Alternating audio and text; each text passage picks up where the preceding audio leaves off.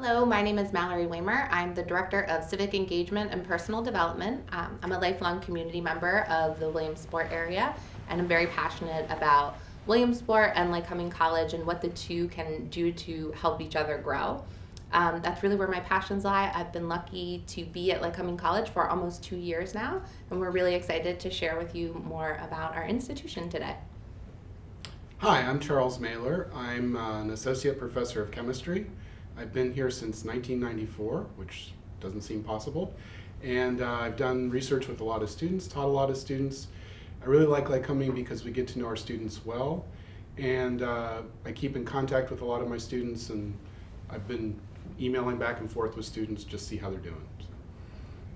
Hello, my name is Jay Ellison, and I am the Director of Outdoor Leadership and Education. This is my 5th year here at Lycoming College. I came here to help start Outdoor Leadership and Education, and it's been amazing to see how we've grown and the opportunities that we've been able to offer Lycoming students. Hi, I'm Dr. Mary Morrison. I'm the chair of the biology department and co-coordinator of the neuroscience program.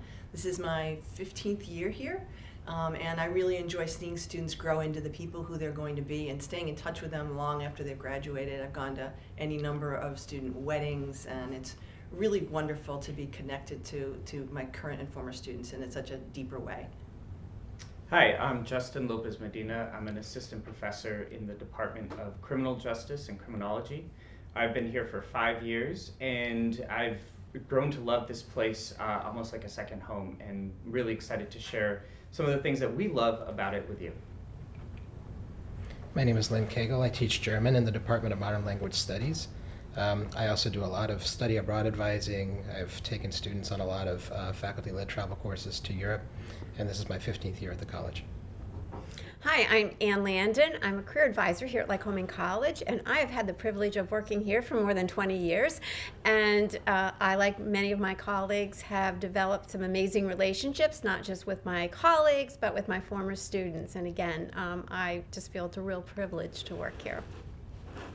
Hello, I'm Lakeisha Meyer. I'm Assistant Dean of Academic Services and Director of the Academic Resource Center, also the Coordinator of Disability Support Services. I just started at Lycoming this semester, so quite new, and I'm so impressed by how welcoming the institution has been, and just getting to know students has been a true joy for me so far.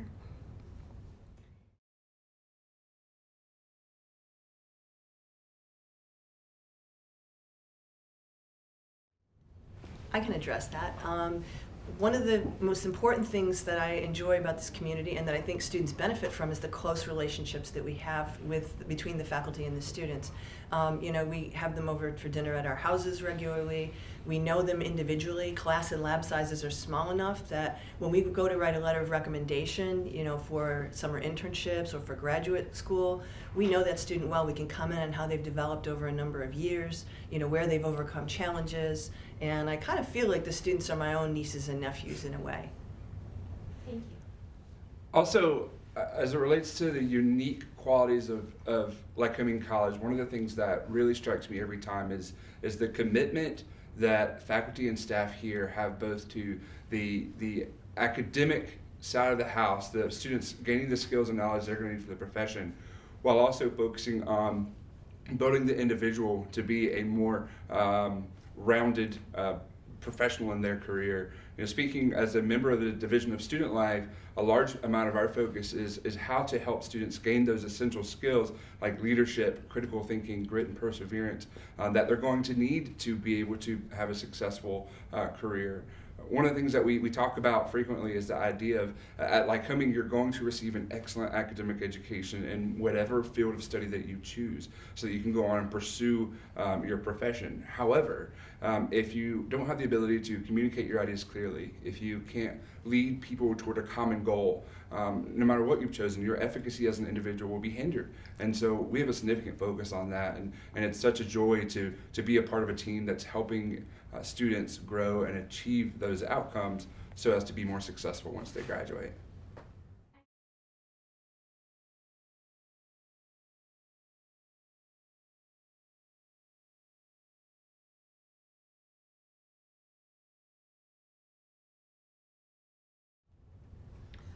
I'm happy to speak to that. We have lots of, as Jay spoke on the student life side, lots of opportunities in leadership development. Those are going to be through our leadership collaborative that we have. We have a yearly trip that we take to Gettysburg. It's an immersive experience for students to really learn about what was it like to have leadership skills in the Gettysburg battle and how that still relates and is applicable today. We also do several developments and trainings throughout the entire academic year for leadership development. When we talk about service, it's really an ongoing focus, particularly for my office, but really institution-wide. We offer service Saturdays every single month, and we go to different service sites, so students really get an opportunity to experience what service looks like not only at one site, but in lots of different ways, so they can find what their passion is and how they want to pursue really giving back to the community that they're part of. And one of our strongest relationships that we've built is going to be through the Central Pennsylvania Food Bank, which gives us a really wide reach because the Central Pennsylvania Food Bank not only serves from their office, but they're also distributing to other service sites. It allows students to really get a better understanding of what the need is here in this community, as well as how they can make a big impact. And I'd like to add to that, speaking of the food bank, one of the opportunities that we have is for students to actually intern through our Williamsport Internship Summer Experience program with a number of nonprofits in the community.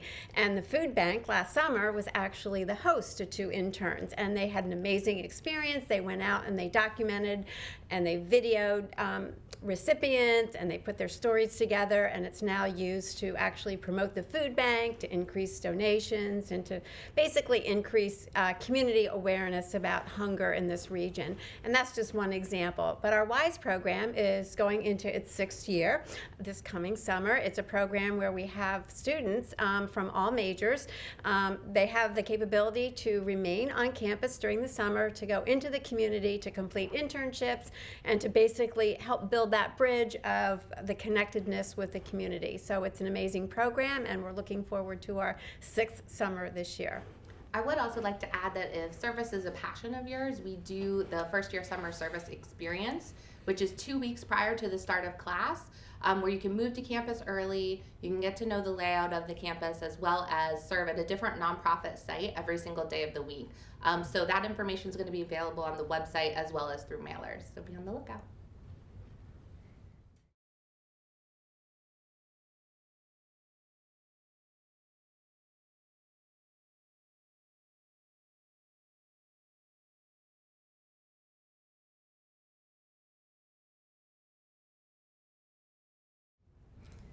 I like to address that question.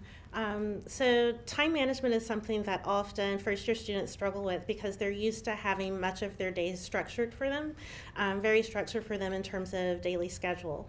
And so adjusting to having what seems like lots of free chunks of time in their day can be a challenge. And so teaching basic skills in terms of planning, organization, helping students learn to use a planner if they're not already, teaching basic study skills related to addressing the issue of cramming for tests, helping students use distributed practice where rather than where they give themselves plenty of time to prepare for tests and assignments.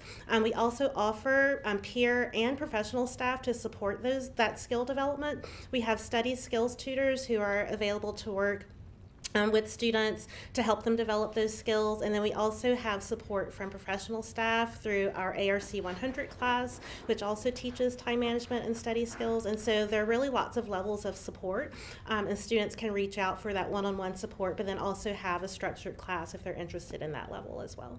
Great, thanks. I can add to that on the classroom side. I've taught in first-year seminars. I teach general chemistry, which is mostly freshmen, some sophomores. We try and structure the classes so that the students are well aware of what their expectations are, what the due dates are, just kind of make sure that everybody knows what's going on. One of the things we talk about with the first year seminar is just, how do you keep all these balls in the air and learn how to juggle all the different demands on your time. And I do think that the small size of classes, the low student-faculty ratio, you get to know the students pretty well. It's pretty hard to slip through the cracks here. So.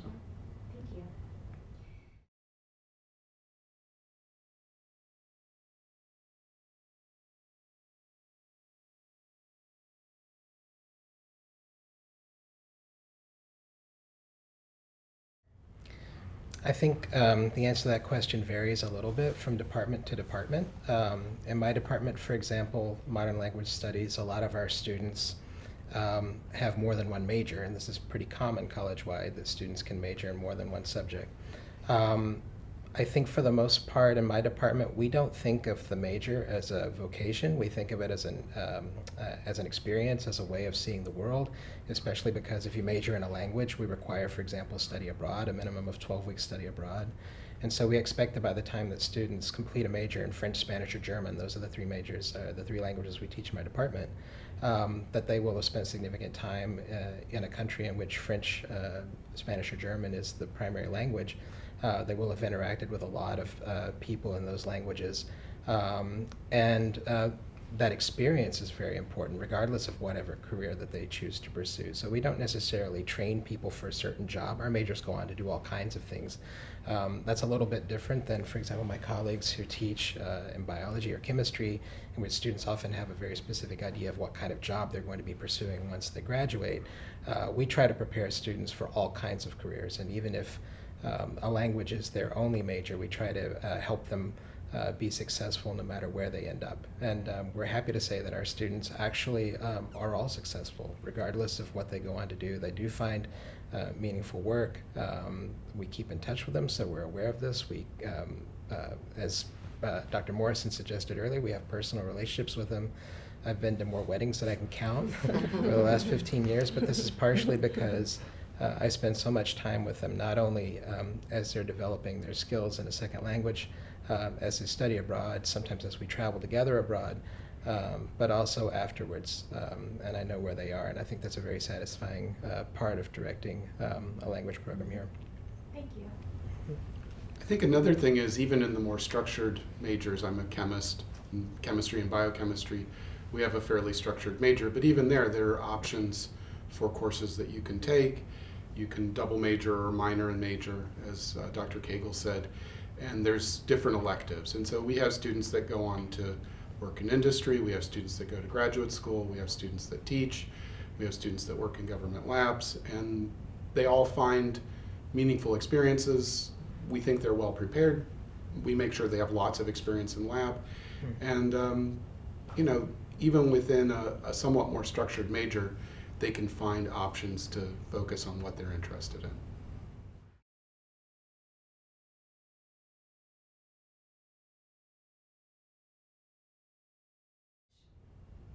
Sure, so I'd like to take that question. So one of the majors that we have here at Lycoming is criminal justice. We also have a criminology major.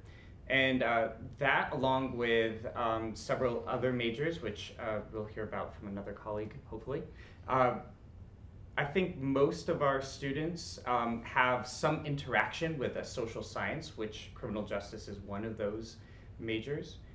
Psychology is another very popular major on campus. And I think what's really interesting and cool about majoring in a social science is that you're able to see the world in a different perspective, but you're also able to augment that and kind of check that with maybe a language or a natural science. And so it's not even that it's a popular major, it's that you become a well-rounded person in whatever it is that you're doing. So yeah, we teach criminal justice and you get to know that major very well, but you also are taking language classes and science classes and theater classes, and you're just becoming a much more well-rounded individual. Thanks. Mm-hmm. And I'd like to speak to another popular major on campus, and it's the business program. Again, we have a large number of majors in that particular program, and one of the unique things about our business program is that although we have a core selection of courses that a student must take, beyond that, you can really pick and choose what area you'd really like to specialize in. We've got a number of marketing courses, we've got management courses, and then we have a finance track as well. So once again, a student can really customize their major and really seek out some amazing opportunities. The business program has an internship class, so a lot of our juniors and seniors have the option to augment their coursework with a professional internship, and again, they can get credit for that, and it's typically incorporated right into their course schedule. Another popular program that we have now is our entrepreneurship program, which is closely aligned with our business studies. But the very unique thing about entrepreneurship is it can be really open to a student of any major. It's very interdisciplinary. So again, you could have a chemist who, for whatever reason, wants to start his own lab. And so again, that particular student could major in chemistry and then also have a minor in entrepreneurship. So once again, that's a very popular program right now at the college.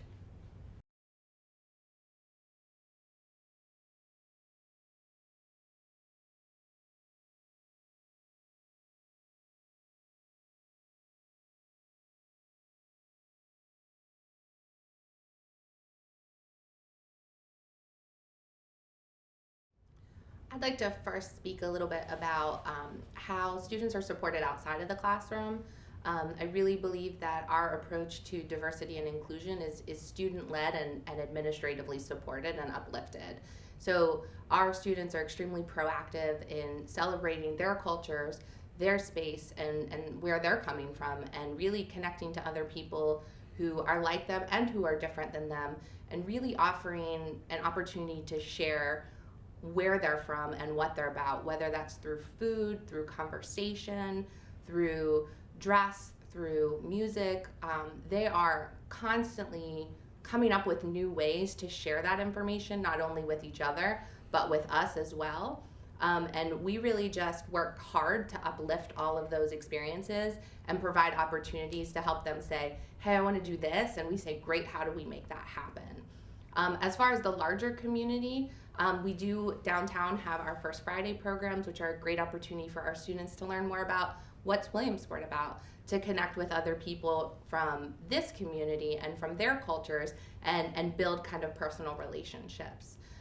We have a really strong relationship with a Thrive International as well, which is a great program that exists in our downtown community within walking distance.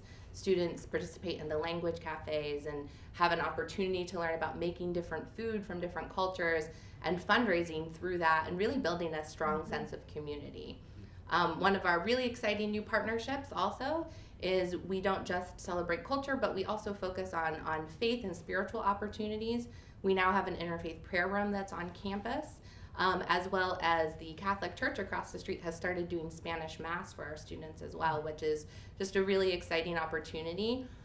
It's amazing to see how Lycoming and our diversity is just enriching the Williamsport community. We also have many multicultural clubs and organizations that exist that have a little bit more structure there.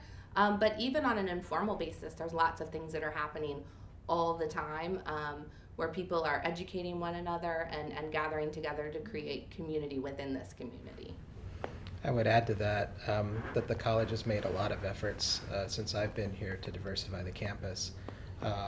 And so this is a much more diverse student population than it was 15 years ago when I first came here. In my department, diversity is kind of a no-brainer because we teach languages, and that means constant interaction with people from other cultures. For example, we have every year a different group of language teaching assistants who come to us via the International Institute of Education in Fulbright, and they spend the whole year with us. They live in a house off campus. They become a part of our department, but they also become a part of the campus culture. They eat in the dining halls with students. They run language conversation tables. In other words, all of our students who are taking language classes meet with those students on a regular basis to practice language skills. And these are native speakers from Spanish, French, and German-speaking countries. So we think about diversity in my department all the time, but I know that college-wide this has become a serious priority over the last 15 years.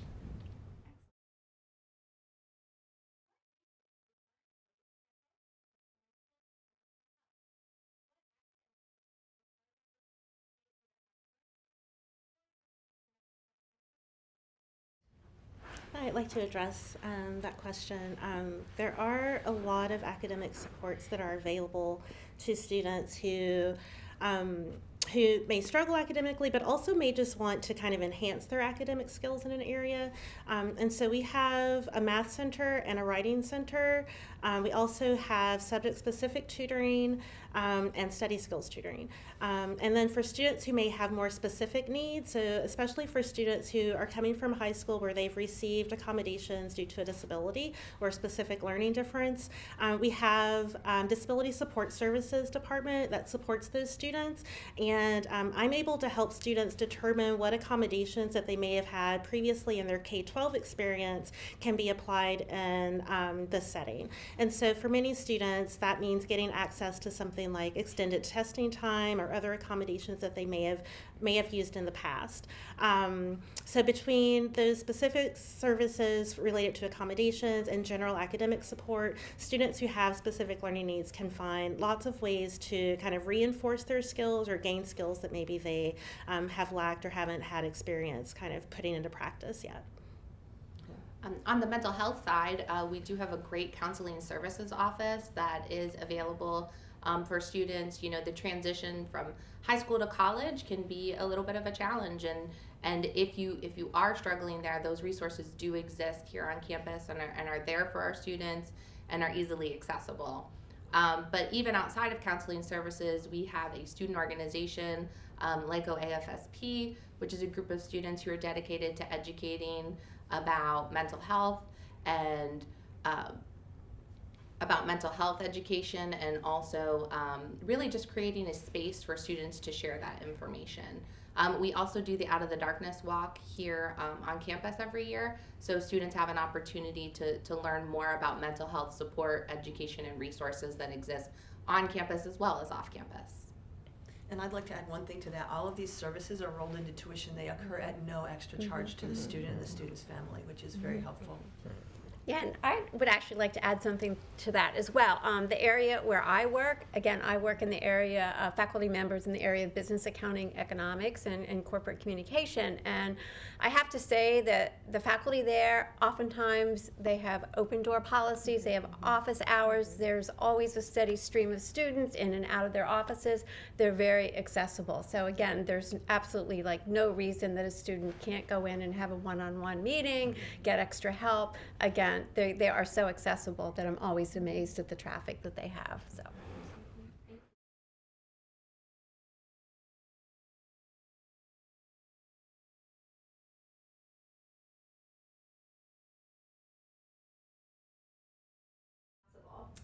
Yeah, so, well, welcome to college, and you are going to learn how to be an adult. And one of the fantastic things about going to college is that you are doing so in an environment that allows you to make some mistakes, but it allows you to grow. So obviously there are lots of things, I don't want to rehash everything that everyone said.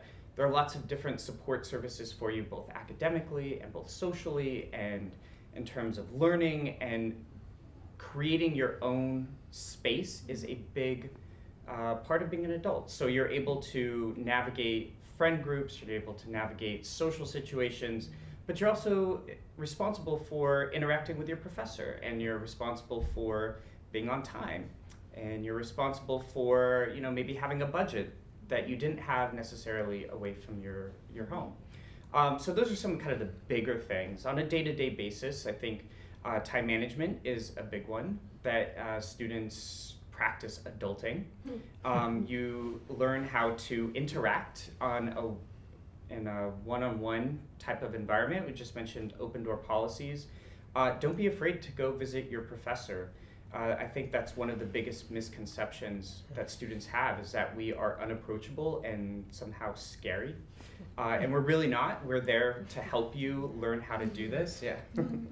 And I think just being involved. Being an adult means interacting with other people in an appropriate way and knowing how to get involved and to manage your responsibilities and time. So be involved on campus, be involved in groups, sports, athletics, but also learn how to balance that with learning and doing what you're supposed to be doing here as well.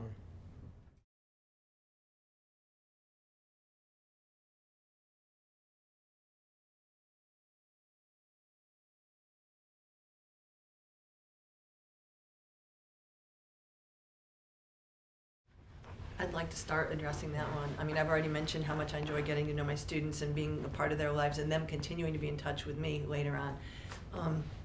You know, we do have open door policies pretty much. You can walk in and meet with the professor. We'll meet with small groups. I have students over for dinner at my house, you know, at least once a semester, usually more frequently.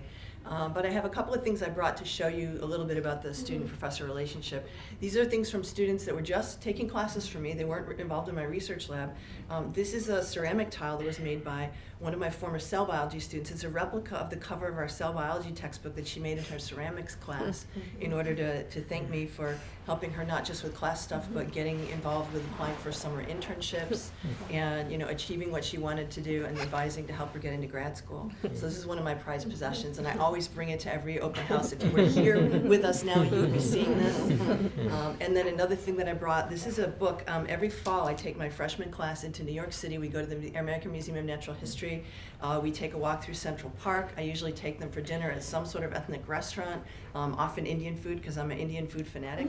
I think I cook the best Indian food in Williamsport, and my students eat a lot of that. But she made this book, you know, with pictures of the trip and things that we had observed and quotations from poetry and from role models who had inspired her.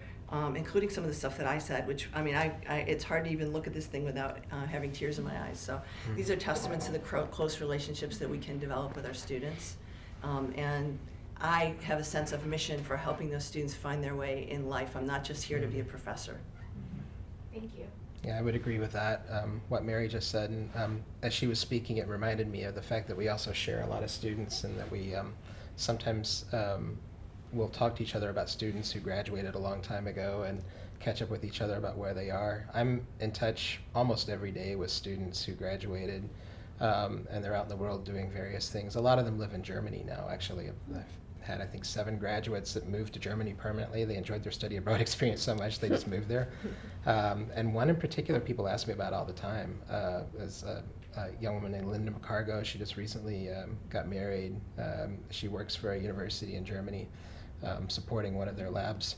And she messages me on Facebook almost every week.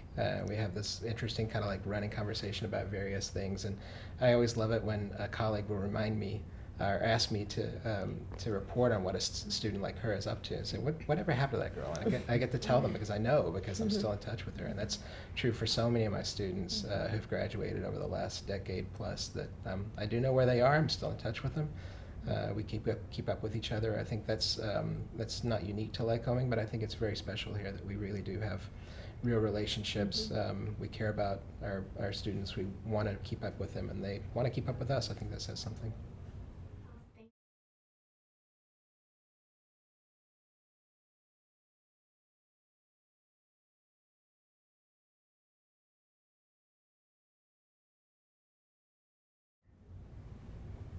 I guess I could start. You, of course, see the students in class every day.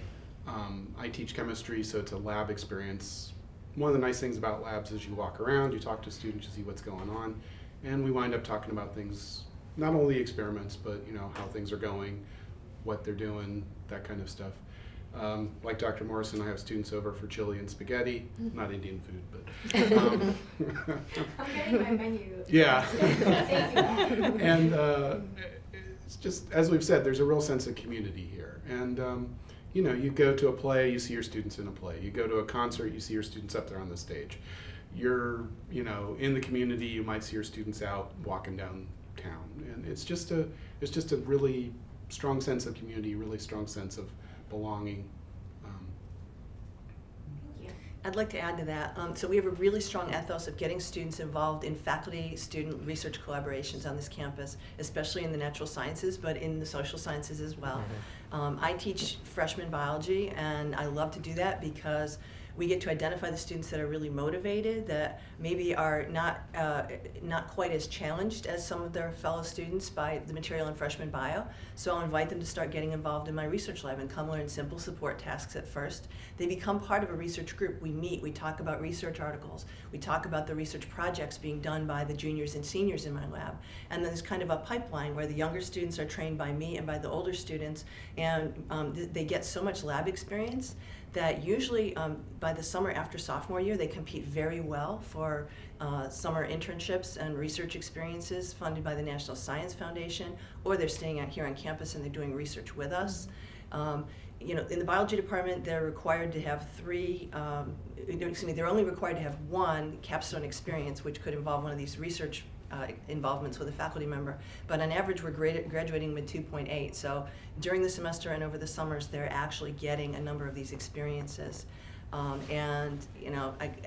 We stay in touch with these students basically forever. The ones that have been involved in my research lab, I have, the record of all of them, and they help each other, and they help current students that are applying for those programs. They give feedback, so we're creating a kind of a career advising community just within the members of the research lab as well, which is terrific for the students.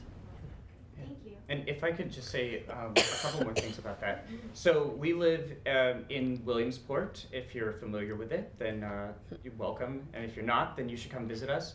But it's a small community, but it's a thriving community. And so for me, in criminal justice, we're involved in so many different networking opportunities where we invite both former students and people who are working in the field to interact and mingle with our current students. And I think that's a rare opportunity, or it's a harder thing to do at a larger university, where an undergraduate is getting to, have snacks with the chief of police, or, able to interact with people who are prison guards or probation officers in a very meaningful and casual way. And I think that's one of the great things that I love about Lycoming, is that we're able to facilitate those types of opportunities for our students. And I would actually just like to add something to that. I think a misconception is that research opportunities are just limited to students in the STEM field. However, they're really open to students of any major at Lycoming College. I know in the business area, economics, history, there are just so many opportunities for research, and most of these opportunities are funded opportunities. So again, students can actually get paid for these experiences, and a lot of our students go on then to present their results at conferences, and again, get a lot of national recognition as a result of this. So again, this is pretty much open to students of any major.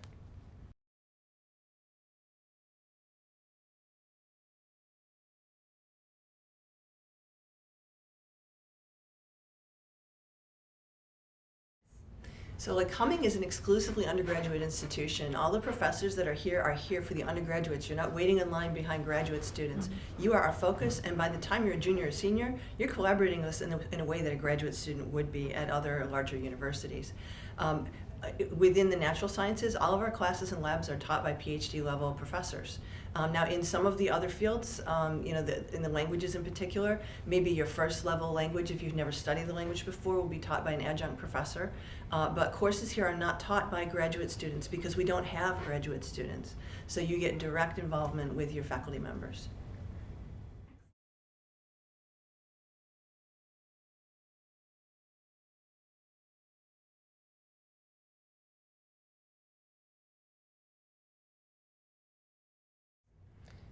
I'll start in criminal justice. It's a mixture, really is. So I would say that it's not always the case, but lower level, maybe your introductory level course, you're going to be learning things maybe in a more structured environment, but you're also going to be experiencing through maybe some experiential learning activities as well. And as you progress up to your upper level courses, they might turn into smaller, more seminar style courses where you're interacting in a more kind of one-on-one setting, in a round table, or even something that's totally different. And social science, I can't speak for all of them, but I would say that's kind of generally how it goes in social sciences. Thank you. Sure. I know in chemistry it's similar, the larger classes at the beginning when you have maybe 35, 40 people in a lecture. Even there we break out into recitation, which is half the class. Labs are no more than 20. Again, you get to know people there. And upper level classes, we do lots of, okay, here's the thing, let's everybody work on this and figure out what's going on. And it's we try and incorporate the lab into the lecture and vice versa. So it's a nice mix. And can I just add one more thing? I think I didn't mention numbers, right? So you might think, what are the actual class sizes? Right. I don't think any class at Lycoming College is going to be larger. The largest class you'll have is 35 students. I could be wrong. For intro bio, just for intro bio, you'll be in a classroom with 50 students at a time for your so-called lecture time. It's really a misnomer. I prefer to call it class because we do a lot of interactive stuff. But then for labs, you're in a room with not more than 24, and that's freshman level classes. By the time you're a sophomore, you're in a room with maybe 16 people at a time for class and lab with a professor. So you get a good exposure to your faculty members and good direct support. Right, and as those those course numbers go higher, then the class sizes generally become smaller. Yeah, my cell bio class typically has 6 or 7 in it, which is wonderful.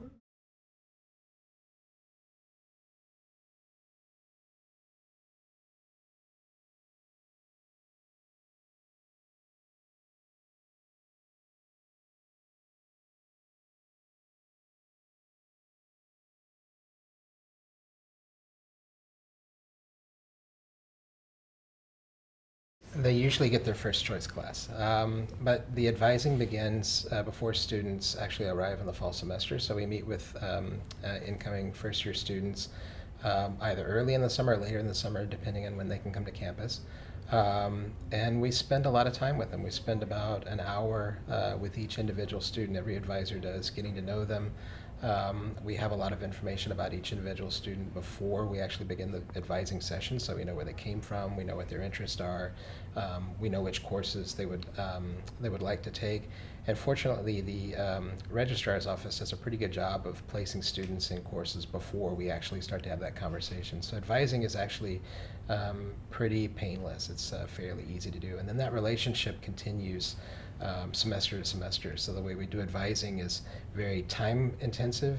In other words, we have to spend a lot of time with each student to work with them on their upcoming semester, make sure that they get classes that are moving them toward their intended major. But the conversations in those sessions are actually not just about selecting classes, they're also about life goals and about how things are going. Generally, we talk about progress of their semester, problems they're having in individual classes. It's very personal, it's very tailored to the individual student, and it's very much about the personal relationship. It's not just about making sure that they get the classes they want.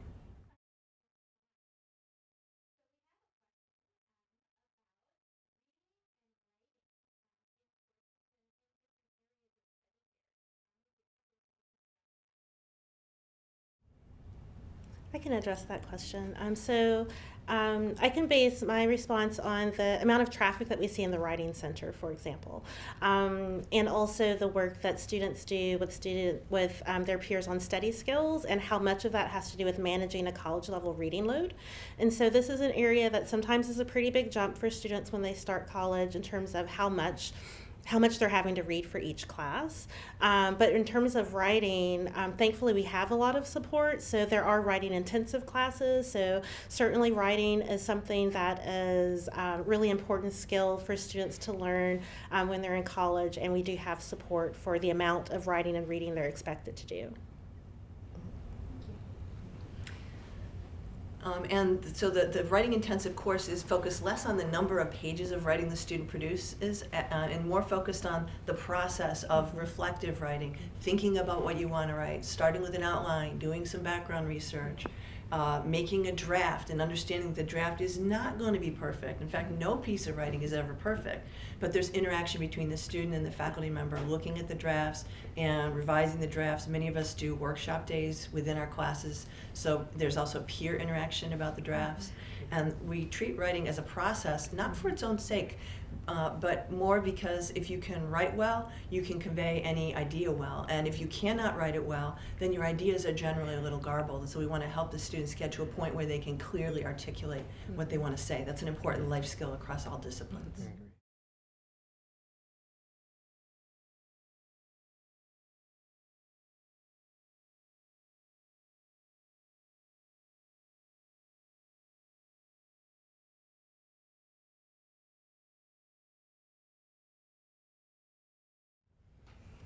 I can start with that question.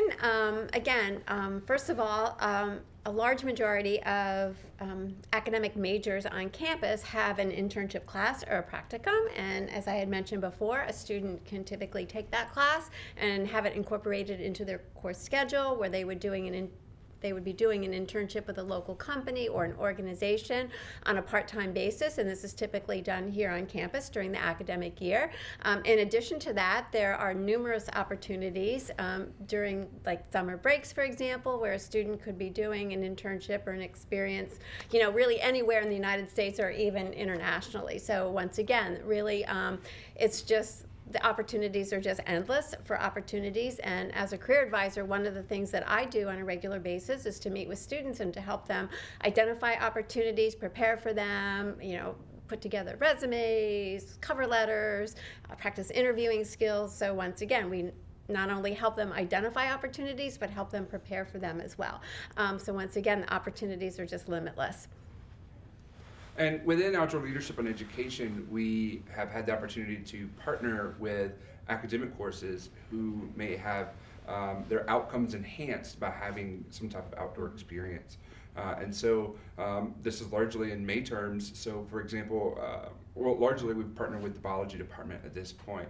So the biology department teaches an arid lands ecology course, so essentially desert ecology, as opposed to trying to teach desert ecology here in north central Pennsylvania, right? We travel and to those areas, to Arizona, to have learn it through experience, to experience the heat, experience the dust and everything that goes along with being in a desert. And it's a really amazing learning experience for students. We do the same thing with the tropical marine biology, where students learn how to scuba dive and then travel to the Bahamas for a May term to experience that learning, as opposed to looking at it in a book. And it's a really incredible way to learn. And from my perspective, I was leading those trips.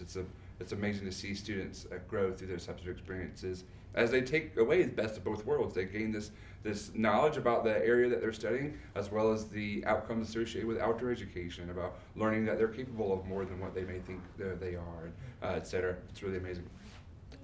And I'd like to add to a little bit more, and I know Professor Cagle can certainly add to the discussion on study abroad opportunities. Once again, right now I believe the college has 5 affiliate programs right now that students can actually basically study abroad for a semester. And the whole idea of an affiliate is, again, typically there's a tuition remission exchange program. So basically students pay the same amount of tuition to maybe study in Bamberg as they would to study here in Williamsport, Pennsylvania. And again, there's semester-long programs, there are May-term programs, there are courses that are actually, or May-term or study abroad programs are actually embedded into a semester-long program. For example, I believe one of the Spanish courses travels to Barcelona over spring break for a week. So again, that's incorporated right into that actual course.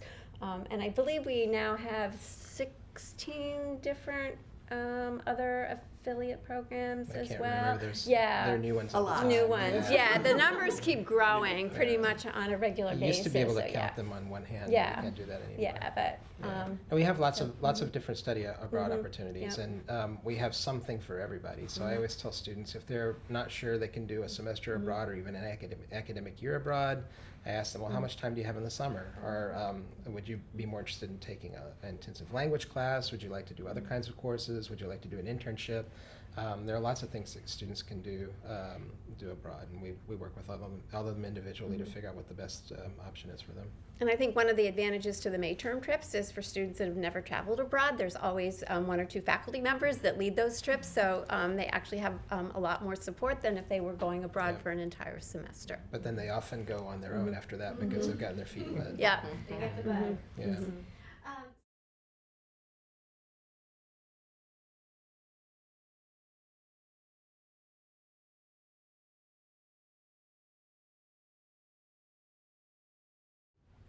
As it relates to navigating being, everyone has their own likes, dislikes, things they're comfortable with, and vice versa.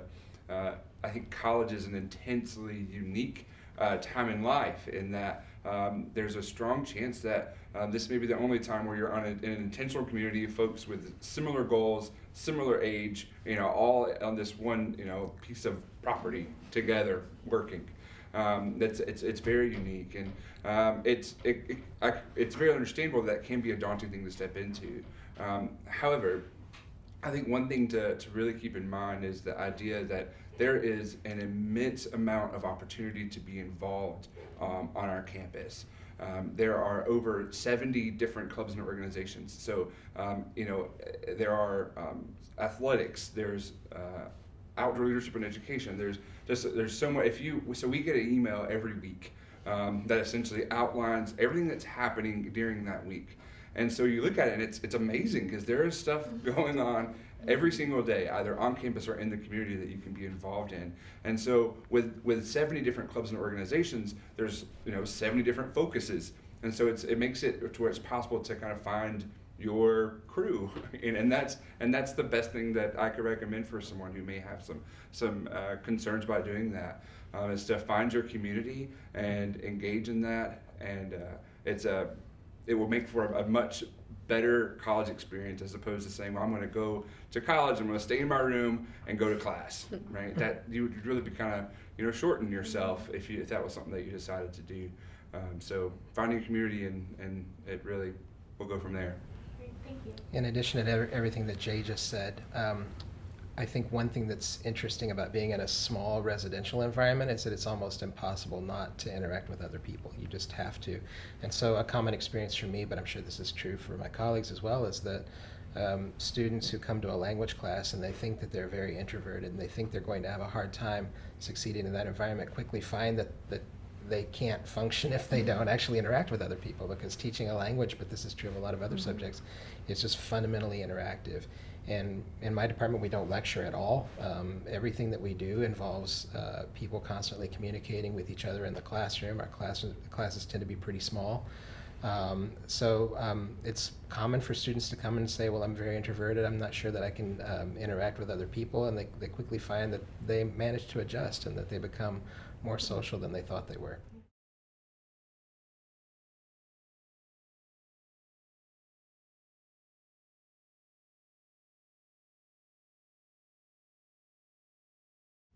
I direct a German conversation table at the Bullfrog Brewery downtown. It meets every Friday from 4 to 6.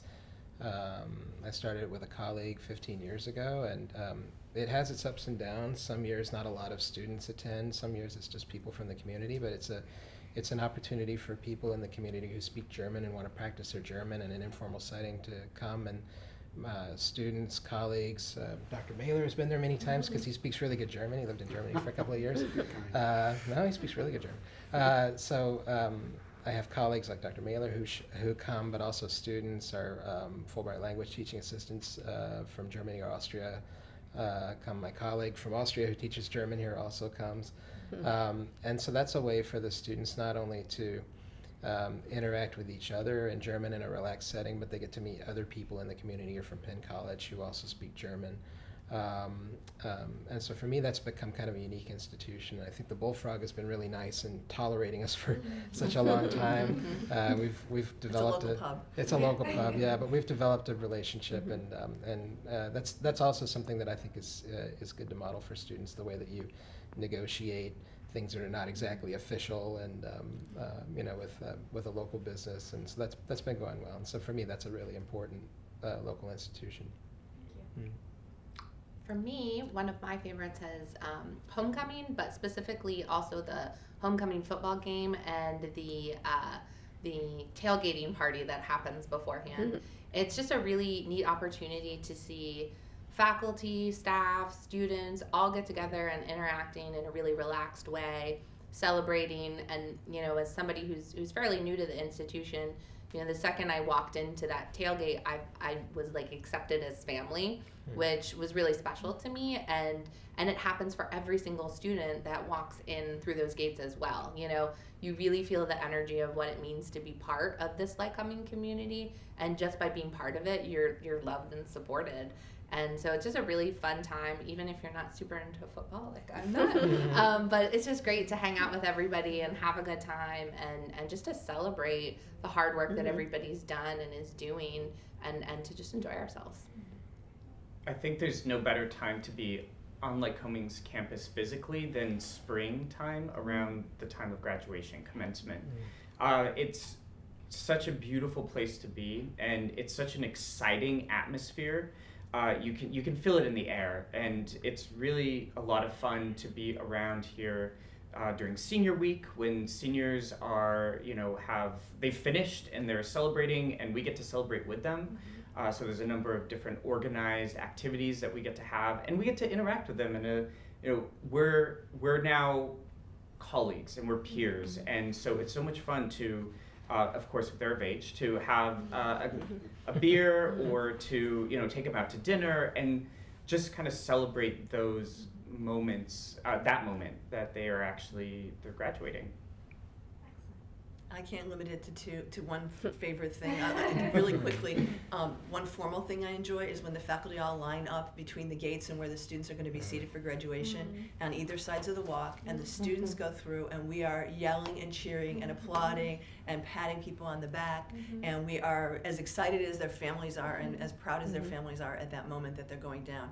And then the informal one, my department sponsors a senior week picnic, and the seniors will come. They'll bring their significant others. They'll bring their family members. I've stand at the barbecue, making bratwurst with somebody's grandfather and talking about, gee, that was really, it was great how they pulled through that challenge sophomore year. That is great. One tradition I really enjoy is in the departments where I work. Probably about the third week of the semester, we have we call it like a networking social event. So we invite all the faculty members, all the current majors, and all the prospective students, all the freshmen who have indicated an interest in majoring in one of our 3 areas. And it's just a big, fun social event. They get to, maybe go up and introduce themselves to a faculty member, ask upperclassmen, what's it like being a business major at Lycoming College? So again, no formal agenda, lots of food, great conversation. We've been doing it for 20-some years. President Trachty normally joins us as well. So again, it's a great event, and we look forward to doing that every year. We have a few more of you who can share your, kind of most memorable Lycoming tradition. One of my favorite events each year is the Service and Leadership Awards Banquet. It is a time where we gather several hundred students from the Lycoming community gather to celebrate leadership, to celebrate those who have really contributed to building up our community in a broad range of categories. And I really love it because we get to sit around and recognize those who have done well, and just celebrate the idea of being a good leader. Thank you. Excellent. I was trying to decide between 2 things, so I'll say both, sorry. And the one is, at the end of the fall semester, we have a candlelight service in Clark Chapel, and that's always just lovely. And students will read at it, faculty will read at it, the president reads at it, and just always candlelight at the end, just lovely. The other thing is, I really like this is very nerdy, I really like our chemistry and biochemistry colloquium series, because the students talk about what they did over the summer and the beginning of the fall, and we get to hear about that. And then the ones that are doing research with us talk about their research. And I had a student go off and present at a conference. She spoke in the fall. The students are doing in the spring. And so in the faculty talk at it, it's just a really good chance to sort of touch base with what people are doing in the lab, what people are doing interesting. And it's also good because it gets the younger students an exposure to what the possibilities are. And so they can say, hey, somebody said they did some work with you. Can we talk about that? It's kind of cool. Can I add one more thing? Since Mallory mentioned homecoming, the beer and pretzel tent. It's fantastic because you have beer, you have pretzels, but then you also have all of these alumni who come. And I spend 2 to 3 hours every year at that event just talking to one person or one group of people after another. I'm always amazed how many names I remember. But that is just such a great event. And also the seniors come to that. So a lot of the seniors come. Sometimes they bring their family members. And so it's a really big, happy, welcoming event. And I look forward to it every year.